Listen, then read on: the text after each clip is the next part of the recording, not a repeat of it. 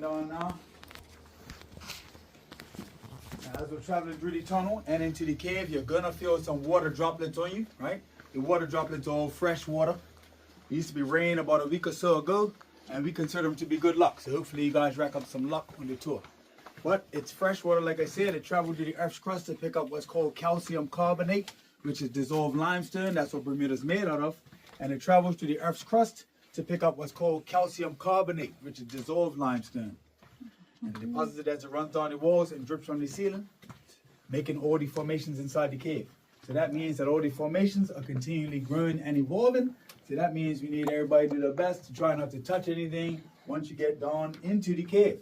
You can touch this stuff out there, this is just regular rocks. It's all good, it don't matter. But once we get down past this flight of stairs at the end of the carpet, at least don't let me see you touch now. Okay. That's all I need to say. All right. Now that comes from limestone, I'm sure you heard of magnesium before. And anytime you see any red, pinkish, or burnt orange pigment, that's iron oxide from the volcanic clay soil that we have. Bermuda is a limestone cap on top of an ancient volcano. You guys knew that? Okay. You go to the aquarium inside the museum. They have a great exhibit on that.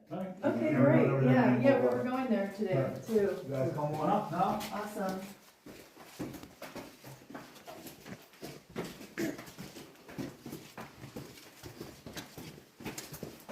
And TV era would have done, they went out for the next adventure. They went home, they got a length of rope, a kerosene lantern, tied the rope to a tree, and came spelunking down into the crevice. Wow. Right? That is so neat. Before that, they didn't know that. Didn't know it was in there. Nope. That is incredible. So they went back to the property owner, a man by the name of Mr. Wilkinson. His family still owns the property to this day. They told him what they found. He came down and was amazed as well.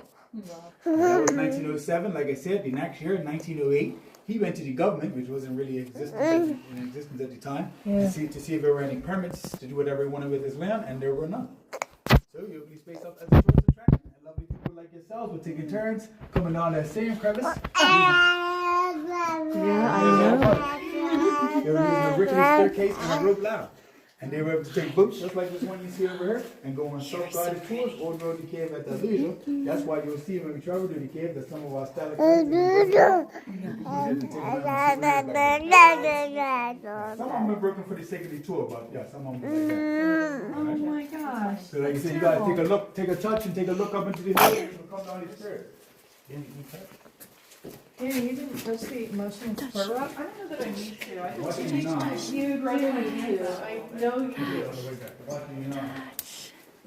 So luckily for you lot, in 1912, they stopped them from coming down to the crevice and they blew the tunnel and made the stairs. And they also